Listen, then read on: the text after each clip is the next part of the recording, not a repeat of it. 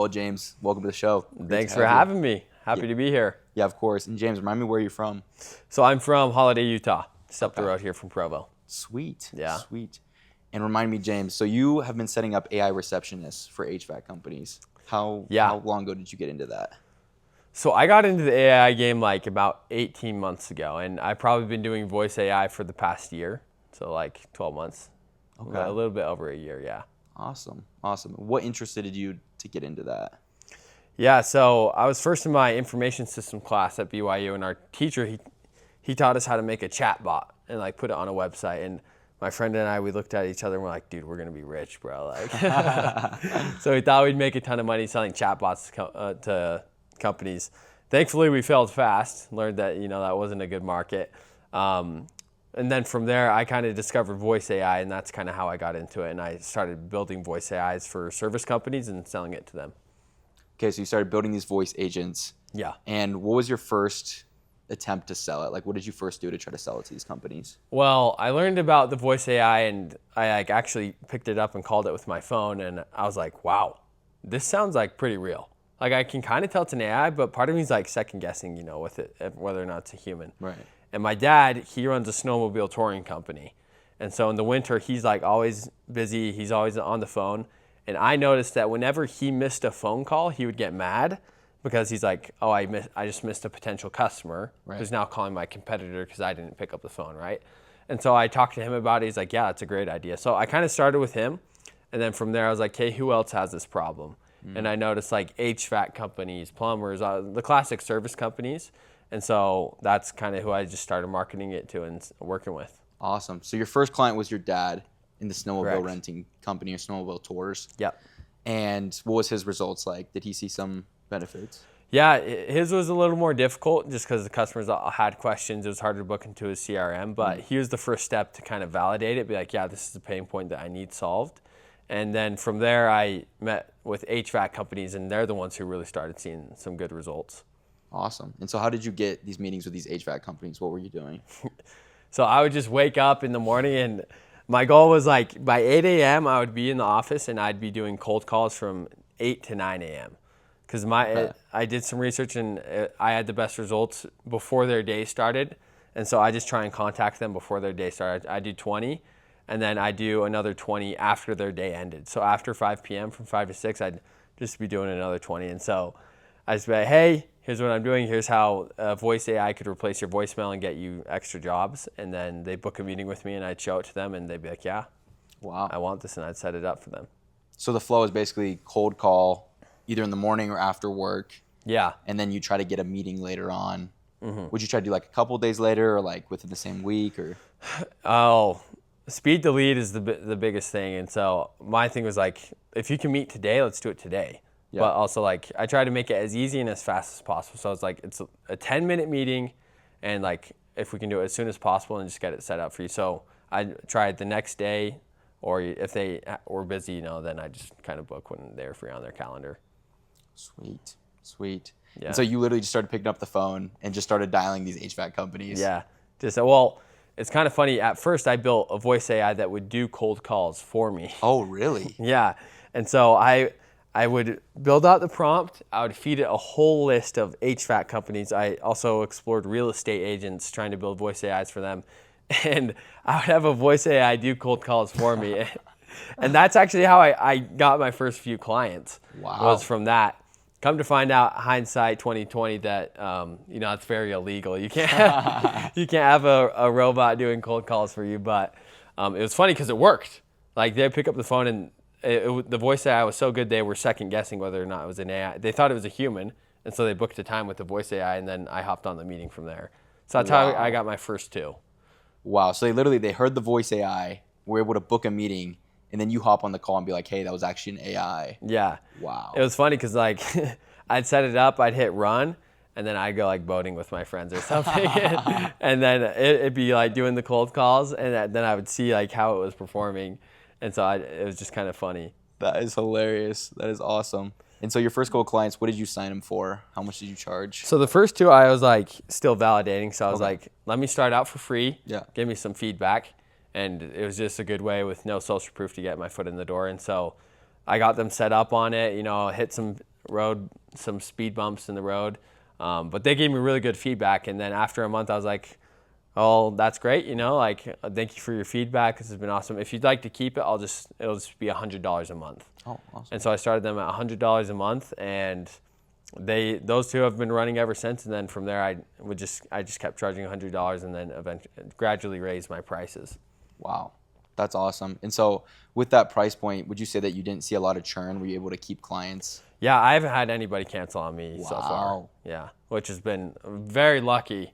But it just solves such a big pain point for them. Because the thing is, with most contractors and service companies, they'll miss anywhere from like 21 to like 45% of their calls, especially after hours. Right. And the average, so I niche down to HVAC companies. The average HVAC job is worth anywhere from $450 to $950 on average. Where they have some installs that it'll be like a couple $1,000s, Oh, wow. And so it's like any missed call from a customer is like you're literally losing money. Yeah. And so in my mind, it's like, okay, if you pay $100 a month and at the very minimum, you get one job back, it more than 4 times pays for itself and you're making a profit. And so Oh, for sure. once I explained that math to them, they're like, oh yeah, like no duh. Yeah, no, for sure. 100%. And you obviously have all the data on the back end. Mm-hmm. How many calls would you say per HVAC company were they missing before installing the so, systems? So this is the interesting part is it depends on the size of the company, but I have agents that will pick up anywhere from like, I'd say the minimum is usually 100 calls a month for the smaller companies, whereas some of the bigger companies, they're missing anywhere from 500 calls to a month. And it's important to note that like probably 3/4 of these calls are like spam calls. Right. And so it'll filter for spam and then it'll filter for leads. But on average, they're getting anywhere from at least 10 leads a month to like, I have a company that they get like 50 leads a month from it. Wow. Yeah. Wow. And so possibly saving them or giving them an extra, $1,000 to $10,000 in revenue every month, right? Oh, exactly. I mean, let's take the worst case scenario or the smaller companies. Let's say they get 10 leads a month. Let's say that their conversion rate is 50%, on a bad day, right? So they're getting 5 of those leads converted. At the very minimum of the industry average, like $450, that's an extra $2,200 a month. That's an extra 27 grand a year for them. Wow. And so basically it's a no-brainer on the price of $100 a month. Exactly. Yeah. If you're running a service company and you don't have a voice AI picking up for the phones after hours, then it's like you're just missing out on money. Wow. Wow. And so you were literally able to just start picking up the phone, cold calling these businesses, sign them to a retainer, and they still haven't canceled. And it's been a lot of months, right? You've had them for... Yeah, it's been, I think we're coming up on 12 months like next August. So in 1 month, it'll be a year. Yeah. That's insane. That's insane. And it's just kind of funny to see like how it works because, I'm of the opinion if I call in, I'd rather talk to a human. Like, I'm sure you would agree, right? Of course. It's like, I'd rather talk to a human first, but it's like, if I have to choose between hitting your voicemail or like a robotic like dial tree and a voice AI, I'm going to take the voice AI every time. I just care if my problem can be solved, right? I'm sweating in my house because my AC went out. I just want it fixed. I don't care who fixes it. Like, I just want it fixed right now. Yeah, 100%. You just want the problem solved. You don't care if it's, if it's a real person or if, you care if it's a real person. Yeah. No, it makes sense. Exactly. And would you say that, most of these HVAC companies are using it primarily for their voicemail systems, or are some of them using it while they're working as well? So the way we set it up with them right now is any call that they can't pick up, it'll just go straight to the voice AI rather than the voicemail. Okay. So this happens while they're on the job, like on a roof, under a house, and especially after hours. That's when they miss a lot of calls as well. Because they'll be with the family. It's like, if I'm with my family, I don't want to be picking up a work call, Right. Of course. And would you say these HVAC companies, they're usually, smaller teams because they're technicians, right? Yeah. They're probably smaller entrepreneurs. All the companies that I work with right now are owner-led companies. Okay. And so they're in the small to medium range. Like some of them are still owner-led, but they're a lot bigger companies, right? But they're still, picking up their own phones. Or I had a dude text me last week about if we could set it up for his other lines. Oh, awesome. Because he has people picking up the phones now, but he still wants the voice AI on it. Yeah, awesome.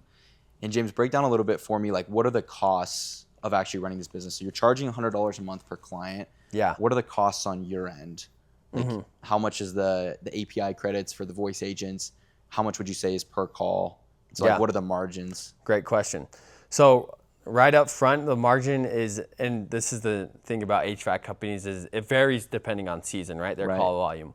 So my net margins are anywhere from 60% during the busy seasons to 80% during the not as busy seasons. Okay. So when it's like summer and people's ACs are breaking, or if it's winter and the furnace is going out, those are the moments when the margin kind of, it's like a 60% margin. That's great. That's really good. You know, like I'm making 60 cents for every dollar that they spend, right? Right. And so those are good metrics. But it's all, like during the fall and spring when things are slow, like I'm making 80 cents for every dollar, right? And is that because of the call length and the number of calls? Yeah. So I use a platform called Vappy for the voice AI. I use NAN or Make.com for the automations, and Twilio for the phone number and just the voice routing.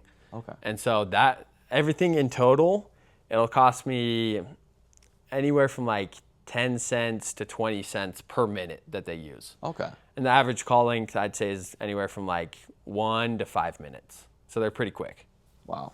Wow. And so would you say it's pretty easy to set up one of these voice agents for everyone listening at home? Would you say it's pretty easy for them? Oh yeah, super easy. If you want to set up a voice agent, go to vappy.com, open up your chat GPT, and then how I learned is I would just screenshot the screen and put it into chat and say, I want to build this voice agent that'll do this. Tell me how to do that. And it'll make a prompt for you.